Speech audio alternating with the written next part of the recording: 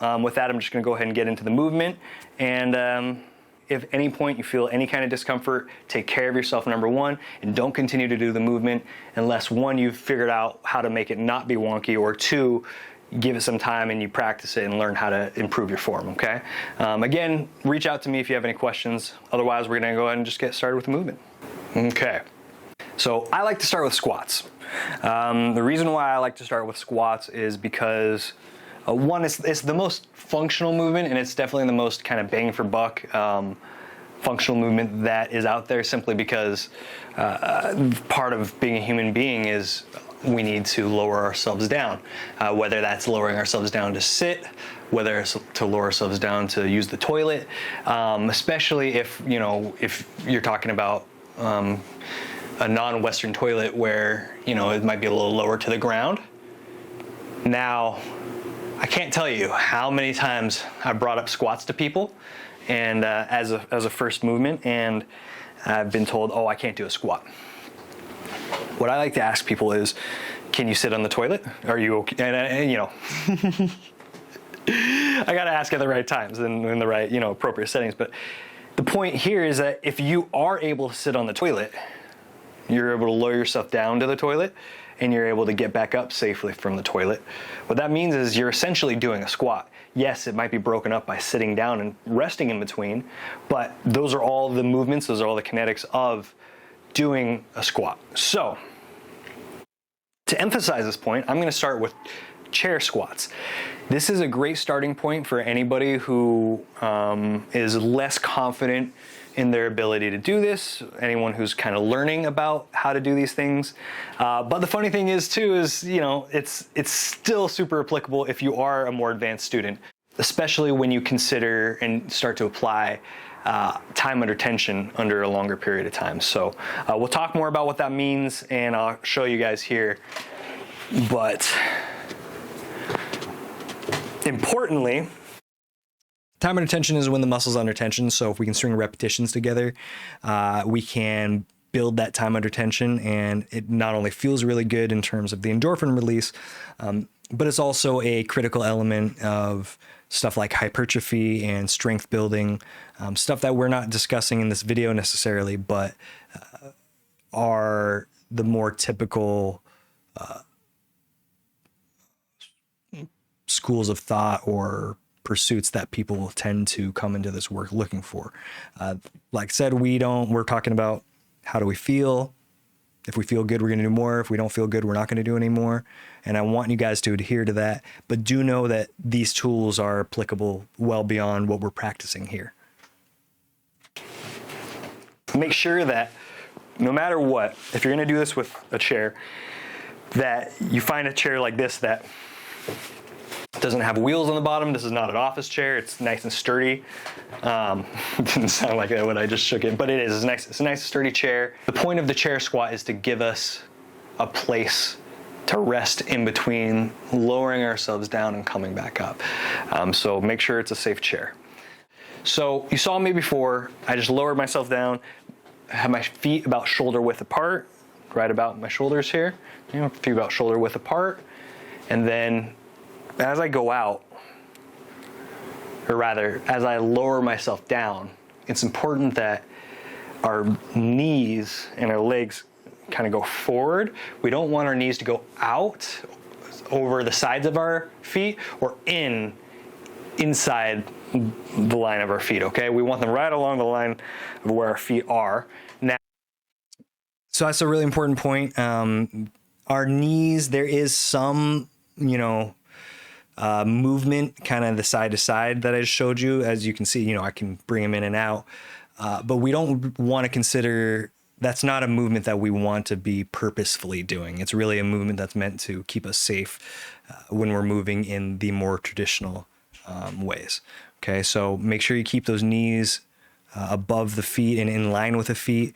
And of course, as I'm about to say here, you can let your knees go out over your toes, but don't have them be out wider than your feet dramatically, or too in. And you'll feel why. It doesn't feel good on the knees. Definitely don't do that. Now, it's also worth noting that it's totally fine for your knees to go over your toes in terms of in front of like that. Here, Knees over toes guy just opened up the world for so many of us, didn't he? you can see my feet are about shoulder width. As I go down to about the height of a toilet, which you can go down further if you're comfortable with that, but I don't want anybody going down further than they're comfortable with, okay? And then You don't need to go down that low. I'm showing what is possible, and that's my range of motion, and I want to show that I want to show how it looks when you're coming down with, through your full range of motion with good form. But it's really important that you, as yourself and as an individual, choose a depth and a form, choose to use this form to a depth that is comfortable for your body. If you're not comfortable going all the way down to the height of a toilet, don't do that. Go down to where you're comfortable and then come back up. And then over time, and again, repetitions, you can play with that range of motion and challenge it just a little bit, and then just a little bit more, and rest. And then over time, like next time you do it, then you challenge it again. And then over time, our bodies will create those physiological adaptations that will allow us to get lower down. Maybe your goal is to get all the way down to a toilet. This is how you would approach that. Yeah. Coming back up. It's important that those knees stay in line with your feet. Okay, now it's okay if you have, your feet duck-billed out a little bit more. Just make sure your knees, make sure it's comfortable for your body too. As you can see, I'm doing small adjustments here. But you can see it's fine too to have your feet and legs duck-billed out more. It's actually nice for the hips. It is a slightly different positioning. Don't start here. This is really meant to show people that already either know how to do squats, some of a slight variation, as well as to show somebody who's learning squats that there is a range of positions that you can come down in appropriately. This will probably challenge most people's hips and the kind of pelvic area. And it feels really good. So I definitely highly encourage anybody who's able to do that to do so, for the sake of trying something different and feeling, those hip joints. But definitely don't duck-bill your feet out like that so dramatically and your knees out like that so dramatically if you're learning, okay? Take your time. That feels really good. But more importantly, again, our knees are staying in line with our feet and our hips. So the kinetic chain in this instance is hips, knees, ankles. You want to keep those in line, okay? So I don't want to see anybody out here with this kind of wonkiness with their knees out, or this kind of wonkiness with their knees in. Find that nice shoulder width, and then it can be a little bit less. Just make sure that if your feet are closer together, that your knees are still going straight. A couple things worth noting here. I tend to have a very wide stance. I grew up playing football. I was a first offensive, and then most of my football career, I was a defensive lineman, which means that I had a nice wide stance because I would get up and I would hit other people, That sounds so violent. Two linemen in American football, they kind of clash. They start low and then they hit each other. So I had to have a really low and wide stance. So you're seeing that's kind of a vestige of that. You can see here, I brought my feet closer together. Most people are probably going to be a little bit more comfortable somewhere in this range. Find what's right for you. Just make sure that your knees feel good and everything feels good. I do want to notice or make note of another real glaring variable here, aspect here, which is that I'm barefoot, okay? We're going to make a whole video about why I choose to exercise barefoot and why I choose to do resistance work barefoot. The short answer is that for me and my body, it works better to have the proprioception, the feeling coming from your feet, and be able to make minute adjustments rather than to have shoes on my feet and not to be able to feel the ground. Now, this is okay and appropriate because I'm exercising in my own space. Nobody else exercises on this. So I'm not sharing foot juices. This sounds so gross. I'm not sharing, it's sanitary, right? I'm not sharing with people. I keep this clean. I will say, however, that it's a real quick way to stub your toe and maybe even break your toe on a weight or something. So if you do choose to practice barefoot, make sure you're always being really safe with the weights. Never put any weights down on your feet. Make sure you put the weights off to the side of the room instead of just leaving them in the middle of the room. So you make sure you don't stub your toe and break your toe or whatever it is, if you decide that that's right for you. Again, there's no right or wrong way there's no right or wrong answer to whether you should be wearing footwear. Well, actually, I take that back. It's context sensitive, right? Wear shoes at the gym. Done and done. Wear shoes at the gym. If you're sharing feet or, if you're in a place that's public, wear your shoes. But if you want to practice a more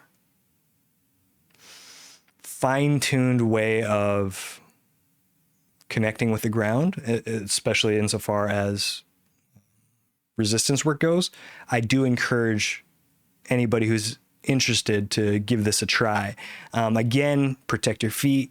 Make sure that you don't have any hazards lying around. Make sure if you're lifting with weights that you're putting them off to the side so you don't stub your toe. And here's the other thing. If you do choose, like me, to do barefoot stuff, you probably will stub your toe at some point. It's kind of nature of the beast. It's hopefully a lesson that we only have to learn once. So take all that with a grain of salt that's appropriate and make sure that you're taking care of yourself and you're being safe.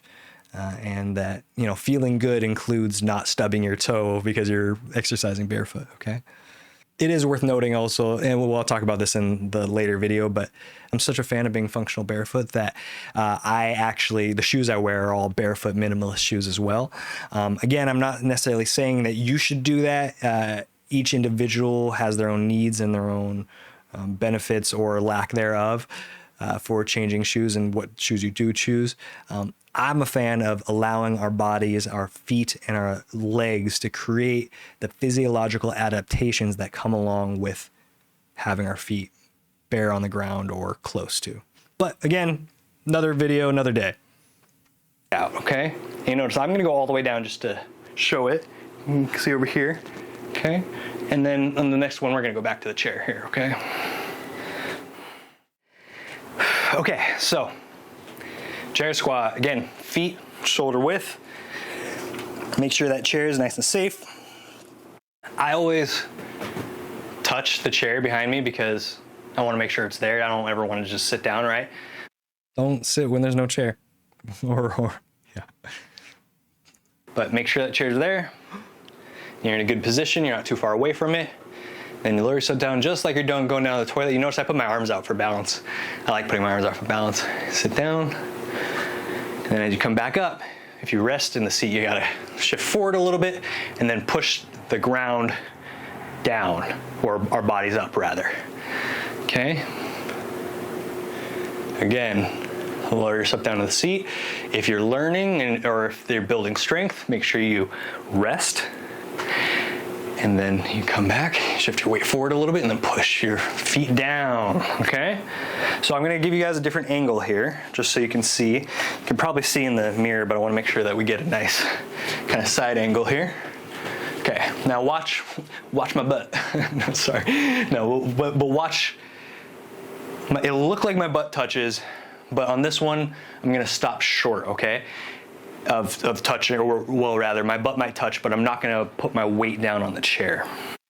So if you practice chair squats already and you did fine with sitting your butt down onto the chair and then getting yourself back up, or if you already know that you can do that because that's what you do on the toilet every morning, this is the next step, okay? We're lowering ourselves down just to the point where we're almost putting our weight on the bench or the seat, and then we're pausing for just a just a second, not a literal second necessarily, take a moment, and then you come back up. There's rhyme and reason to that. I'm not going to get into all that right now. But again, if one of those is very easy for you, string a few of them together and do that without resting, or rather without taking a full rest. And you'll see that it starts to get hard over time. And that's the case even if you're somebody who does, lift weights and all that stuff. The reason why I don't want to put my weight down on the chair is because I'm trying to increase the challenge. In this particular case, you want to move on to this if you try that, the first version of the chair squat where you're sitting and then it's too easy. So I'm sitting here, and if that's too easy for you, then this is the next step, right? So to go down, my butt's touching a little bit, but my weight is not on the chair. And then again, I push the ground out from my feet. But notice, it's a very natural sitting position. So natural that if I stay in it, you can see, same position, right? I'm gonna put it back. Don't do that. Really, don't do that. It was dumb and silly. I was having fun. Stand up, go grab the chair, put the chair down, use the chair. I thought I was being slick. I wasn't. Yourself, I was so sorry. There we go, a little sweaty from that. But again, the point being, I don't know what I said there. Even the subtitle is gobbledygook. Here is, when you're ready to advance from the chair squat where you're resting, just do the same thing, just without putting your weight down on the chair. What that does is it increases time under tension, especially if you avoid resting too long when you're standing straight up. Now, I'm getting a little bit ahead of myself because if you're learning, I don't want you pushing the repetitions. What I want you to do is I want you practicing doing them well. Okay? Whether you're learning or whether you're an old vet of this work, I want you practicing really, really good form. It's not always going to be perfect form, but that's why we practice repetitiously, so that we have the opportunity in numbers to kind of get a muscle memory type thing going on with that, a little bit of habituation. Now, it's worth noting that muscle memory is not a thing. Muscle memory is a phrase that we use to describe memory, but it's still as useful in this kind of setting. But anyway, I feel like I had to say that because there's going to be a bunch of cognitive scientists out there who are like, yeah, I know, blah, blah, blah. I guess since I'm a cognitive scientist now, I should probably adhere to the cognitive scientists, right? With good form, with control, and with intention. And once you've got the good control, form, intention, which comes with an appropriate amount of tension on the muscles. Sorry. Once you've gone, He thinks he's cute. Sorry. through this process and increased your time under tension, where you know that you're able to do this movement without, and always face forward, right? Keep your neck straight. If you're able to do this movement without resting on the chair, then we'll remove the chair, okay? Do a couple from both angles for you guys. So same thing here. Again, my arms out for balance. You can do whatever you want with your arms, but I like my arms out. Okay, so if the straight chair squat, sitting down on the chair and getting back up is step one. Step two is lowering yourself down almost to sitting on the chair, but without actually relieving the tension and standing back up. Then removing the chair is step three. Balance. I also grew up playing. Again, don't feel like you need to go down this low. I'm doing this because that's my range of motion, and I'm also, modeling it for viewers. So go down to the depth that you're comfortable at. Football, so I was a lineman, so it's also kind of just an old habit. But it's a great way to balance. And notice, however I'm using my arms, I'm staying in control. I'm not going hella fast, right? I'm going nice and slow and controlled. And after you string a few of these together, you're gonna be more than feeling it. And if you are somebody who's more advanced, string more of them together. Just make sure that you're not resting at the top or too long at the bottom so that your time under tension stays, the tension stays applied to the muscles throughout the movements, okay? The idea again being that we're just gonna get tired faster, work through the energy quicker, and it's good form, okay? So that said, my bet is that you've all seen someone at the gym practicing squats explosively. So that's gonna be like, now you can do this, but no, if you're practicing this explosive squat, your main physiological adaptation, the main advantage you're gonna get from practicing with that speed and explosiveness is the ability to move explosively. That's this upward motion, right? Now, that's a different goal than what we're working on now. If you want to work on explosiveness, you want to practice explosiveness. If you want to work on control and general strength and muscular endurance, well, you want to train for those things. So in this case, slow and controlled is the way to go. And you'll notice too, as I'm doing this, I'm modeling it for you guys, I'm showing you guys different depths that you can go to. I only want you going down to where you're comfortable. So a lot of us, that's just gonna be, you'll literally just be going down a little bit like this, and that's great, okay?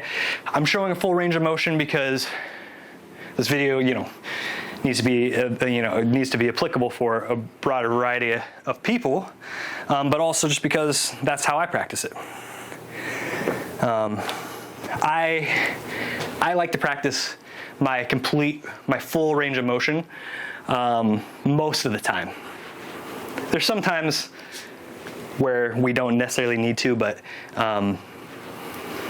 especially if you're training for like hypertrophy or training to gain muscle, you don't always necessarily need to go full range of motion. But for our work and for what we're practicing here, which is much more functional and much more kind of day-to-day life based, I do want you guys practicing full range of motion, mostly because out in the world, you may find use for that full range of motion. There's also another piece to this that I don't think I mentioned in the video. We don't primarily, as trainers, as providers, we don't teach static stretching in the same way that we used to.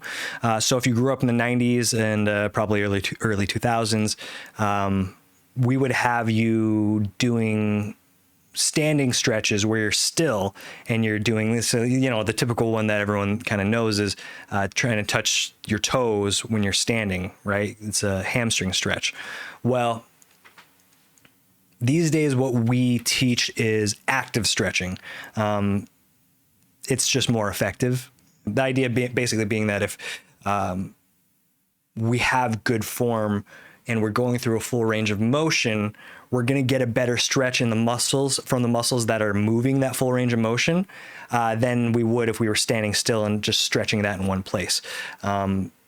There's a lot of different aspects to this, and we'll probably do a deeper dive on this later, but know that if you've come to this video and you're like, where's all the stretching? There it is. The stretching is in the resistance work itself. Now, it's also worth mentioning that if you're going to utilize active stretching and you're going to utilize squats, deadlifts, pushes, and pulls in order to get active stretching, that we always want to start or we always want to return to the starting point before we finish, or rather, there's a better way to say it. We just want to make sure we go through that full range of motion so that you get the full range of motion active stretch as well. Probably the best way to say that. And then that can be applied across all these core four and really across the board, generally speaking, in terms of exercise and movement. Okay, we're gonna move on to deadlifts.